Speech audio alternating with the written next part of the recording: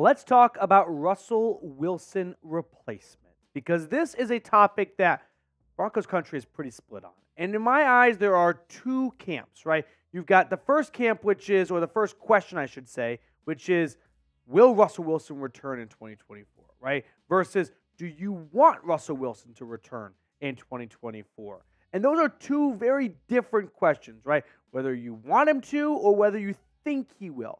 Personally, I believe Russell Wilson will return in 2024. Whether or not I think that's a good idea, that's a different question in a different video. But my prediction is Russell Wilson will return in 2024 because I have 85 million reasons to believe the Broncos are going to bring Russell Wilson back next season. But I do know there is a big chunk of the fan base out there that believes, no, Russell Wilson shouldn't come back and Russell Wilson won't come back. And so if you believe the Broncos are going to move on from Russell Wilson, because yes, they could do a post-June 1st release, which has a $35.5 million dead cap hit for 2024 and a $49 million 2025 dead cap hit for 2025, then yeah, you can carve out a path for the Broncos to move on from Russell Wilson after this season. I also think it's important to look at what draft ammunition does Denver have to replace Russell Wilson if they do move on from him. They don't have a second. That belongs to New Orleans. They have their first. They have a third. They traded one of their third-round picks away to move up to get Riley Moss. That's not looking too good right now. They have a fourth from the Bradley Chubb trade, 2 fifths, and a 6th-round draft pick. So they've got 6 picks altogether. I've seen more and I've seen less before in the NFL. Now, it's also important to look at the current draft order. So right now, Denver, sitting at 7-7, is not picking in the top 10. But we got to go all the way until pick number 14 for the current draft order. Now, for the next 3 weeks, I don't think Denver is going to lose out and finish 7-10.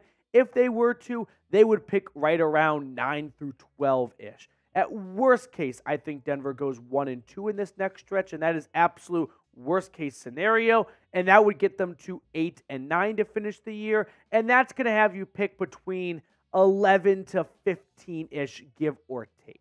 So what do you guys think the Broncos' record will be in the next 3 weeks? We're going to look at 5 names in just a moment, but I do want to get your predictions in for the next 3 weeks down in the comment section below, because that could dictate who Denver picks in the NFL draft if they do want to go quarterback. With that being said, let's check out my number 1 Russell Wilson replacement option via the draft, and that is Jaden Daniels, quarterback out of Louisiana State University. So the 2023 Heisman winner is my number 1 realistic QB target because Denver has won too many games to be in the Caleb Williams or Drake May sweepstakes. Now, Jaden Daniels this year is 6'4", 210 pounds, 3-year starter at Arizona State prior to coming over to LSU, where he won, of course, this year's Heisman Trophy, and he was phenomenal for the Tigers. So Jaden Daniels has some experience. He's been around the block, of course, plenty of college football games under his belt. He's also turning 24 years old. He just turned 24 years old just a few days ago. So Jaden Daniels is a bit up there in the age column as far as rookie quarterbacks go, but we know why he won the Heisman. He was prolific in Baton Rouge. 3,800 passing yards, 40 touchdowns through the air, 10 on the ground, 1,100 yards on the ground tacked onto it. So the hiccup here, or the problem, isn't anything with Jaden Daniels. The problem is, I don't think Jaden Daniels is going to fall far enough to where the Broncos will likely be selecting somewhere in the teens if they continue to play the way they had the last couple of weeks. Now, we have seen some quarterbacks take unexpected falls before. A lot of people thought Will Levis was a shoo-in for the first round last year. He was the second pick in round 2 of the draft. Justin Fields fell out of the top 10. The Bears did not expect that to happen. Remember, Chicago that year, they signed a quarterback in free agency to be their starter, Andy Dalton. And what happened? Justin Fields fell out of the top 10. The Bears picked up the phone. They made a trade with the Giants. They moved up to 11, and they selected Fields. Lamar Jackson, well, it wasn't a clear sense of where he was going to go in 2018, but the Ravens did not expect him to see him at the end of round 1, so they jumped back into round 1 to select Lamar at 32. And the Deshaun Watson, again, 12 wasn't a ginormous fall for the Clemson quarterback, but I think a lot of people were surprised to see him leave the top 10. So if Jaden Daniels has one of those slips, has one of those moments, maybe he goes outside the top 10, Denver picks up the phone, and they jump from 18 to 11 or 12 and secure Jaden Daniels, give up a 2025 first-round pick to make the trade go through. That's really the only way I see Denver landing Jaden Daniels, if they move up because they fall in love with him and he unexpectedly starts slipping during the draft. Moving on to my second Russell Wilson replacement, Michael Penix Jr., the Washington Huskies quarterback. 6'3", 213 pounds, and similar to Jaden Daniels, 3-year starter at Indiana, 2-year starter at Washington. He turns 24 years old in May. And something that I really like about Michael Penix Jr. is he is not afraid to go for the deep ball. His average depth of target, 11.1 yards. What does that mean in English? Well, every time Penix dropped back to throw a pass, his intended receiver was 11 yards past the line of scrimmage. So in even more simpler terms, every time Penix went to throw a pass, he was throwing for a first down. That's a guy that wants to move the ball down the field. That's not going to check it down to his running back in the flat. No, he's going to take some risks, and that's going to come with a lot of rewards, like 33 touchdowns. But it also does come with some consequences, like 9 interceptions. Now, why is Michael Penix not more universally loved and talked about as a surefire thing for what he did this year at Washington? Well, I've got 3 reasons. Reason number 1, he started his career off at Indiana. There are not a lot of successful players that go to Indiana that have great careers in the National Football League. So quarterback, Indiana, people just don't really give you the benefit of the doubt that that's going to translate well to the pros. Reason number 2, he played in the Pac-12 after Indiana. So if you weren't already doing great at Indiana in terms of people watching your games, you're not going to get a whole lot of eyeballs when you play Pac-12 after dark. So you add in Pac-12, Indiana, there's just not going to be a whole lot of benefit of the doubt being given to this guy. And reason number 3, he's a lefty. It looks weird. It looks strange. It's unusual. Everything's flipped. Everything's backwards. That's a lot for our brains to compute, and we just go, let's find someone else. But Michael Penix this year has been awesome. I think if he was the starting quarterback for an SEC team, he would have won the Heisman Trophy. Undefeated, 4,200 yards to lead FBS, 33 touchdowns. In fact, I did a blind quarterback resume to a 2014 SEC QB who had a very successful collegiate career and has had a very successful NFL career. Dak Prescott. Michael Penix Jr., compared to Dak, pretty much laps him in every single category back in their college days. So if Michael Penix Jr. did better than Dak, don't you think Michael Penix Jr. might have a pretty successful NFL career? And if he wasn't a lefty QB who started his career at Indiana and then went to the Pac-12, maybe he'd get a little bit more national attention. Now, before we get on to the rest of my Russell Wilson replacements, I do want to highlight our awesome sponsor right now, which is Prize Picks. If you're unfamiliar with Prize Picks, it's super simple. The way it works is you select 2 to 6 players, and then you pick more or less on their projected stats. So for Sunday, here are the selections I am rolling with. I'm taking the more on Josh Allen and Gabriel Davis's total yards. Now, Prize Picks is doing Demons and Goblins this holiday season. The way it works is Demons make the stats a little bit harder to reach, but a bigger payout. Goblins are lower stat projections, but not as lucrative of a payout. I also have the more on Raheem Mostert at 57.5 rushing yards and the less on Tony Pollard's rushing yards against the Dolphins in what's going to be an awesome game on Sunday. So go to prizepicks.com/CLNS and use code CLNS for a first-time deposit match up to $100. That link is in the comments and description of today's video. Third Russell Wilson replacement, Bo Nix, quarterback for Oregon. And are you guys ready for this? Wait for it. Also a 3-year starter at another school, and now a 2-year starter at his current school, Oregon.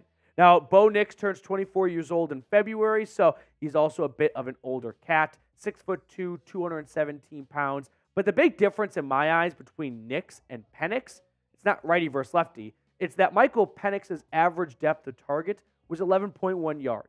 Bo Nix, 6.9 yards. I mean, that's a near 4-yard difference right there. That's a lot. Like, that's not separating tiny differences here. Those are very precious 4 yards for a lot of teams. And Bo Nix was a check down Charlie at Oregon this year. He did a lot of great things. He led the FBS in completion percentage, but that's not hard to do when your average depth of target is only 6 yards in front of your face. Whereas Michael Penix was past the first down marker. Second in passing yards, tied for first in touchdowns, and tied for fifth in interceptions. For me, I go Michael Penix over Bo Nix every single day of the week. But let me know which quarterback you like more, Michael Penix or Bo Nix. I think Bo Nix will have a average NFL career. I don't think Bo Nix is anything in the first round that you hope to get a first-round quarterbacks, which is playoff winning type guys, right? Guys that, sure, everyone's searching for that Super Bowl winning quarterback, but when you select a quarterback in round one, the expectation is that's a guy that can get you to the postseason, win some games, and hopefully the Bouncers go the rest of your way, and you could end up hoisting the Lombardi Trophy. I think Penix is much closer to that than Bo Nix. Fourth, Russell Wilson replacement from the draft, JJ McCarthy from Ann Arbor, Michigan. 6'3", 202 pounds, and 3-year guy, technically a 2-year starter. If you remember his first season with Michigan and even into his second year, he was somewhat splitting the starting role with Cade McNamara, who ended up transferring to Iowa. But now, the last year and almost 2 years essentially, he has been the undoubted starter for the Wolverines. He's younger than the other guys. He's going to turn 21 years old in January. So we know that with the COVID year and everything, there have been some older QBs to come out of college. But JJ is a true youngin'. He turns 21 next month.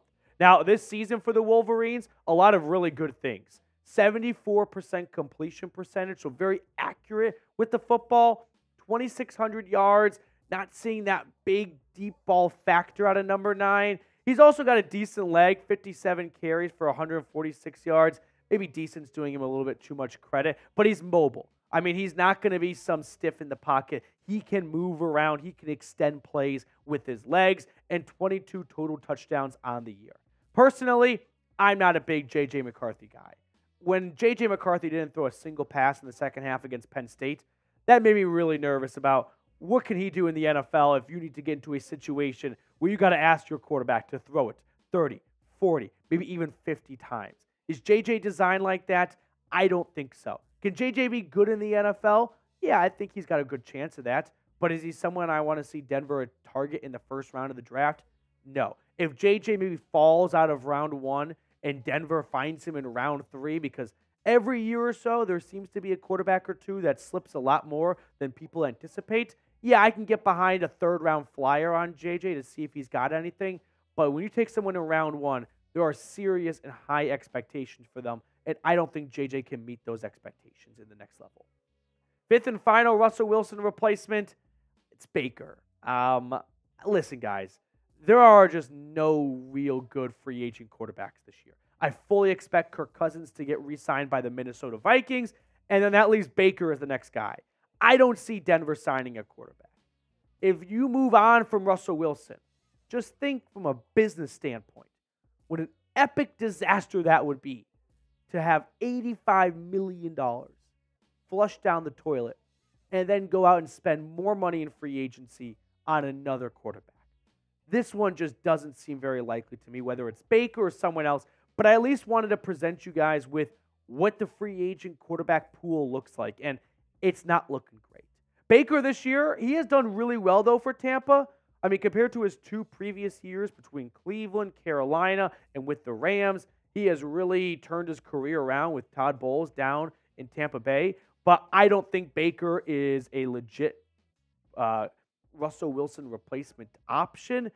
The only way I see Baker ever coming to Denver is if the Bucs start to skid here down the stretch. They lose the rest of their games. They miss the playoffs. They decide to draft a quarterback, so they don't re-sign Baker. And then all of a sudden, Baker's value is pretty low, and the Broncos don't think they're going to get a good quarterback in the draft. So their best option is a Baker Mayfield 1-year, $10 million contract, and they tread water for 2024. But again, that seems like a 1% chance of happening.